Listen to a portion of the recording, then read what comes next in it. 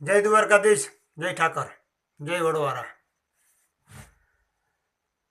લાલપુર તાલુકો, જિલ્લો જામનગર. જીવાભાઈ રબારી.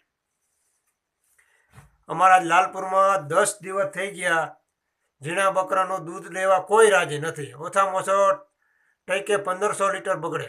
મારા પોતાને 80 લીટર દૂધ બકરાનું પાઈ દઉં છું. કોઈ લાખવા રાજી નથી હવે દૂધ ડેરીવાળા.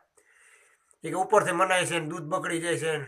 તો હવે ડુપ્લિકેટ દૂધ આવે છે એ કેમ એને દેખાતું નથી? અમારે ઝીણા બકરાવાળાનું દૂધ દેખાય.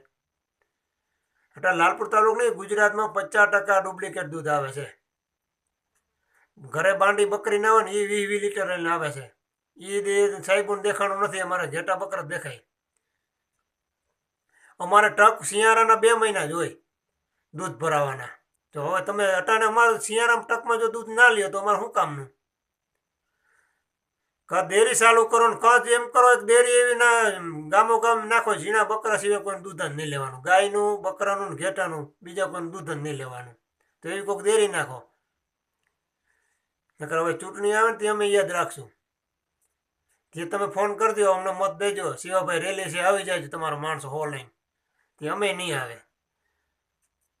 આ વિડીયો એકલો શેર કરજો. સેટ મોદી સુધી પૂગવો પડે.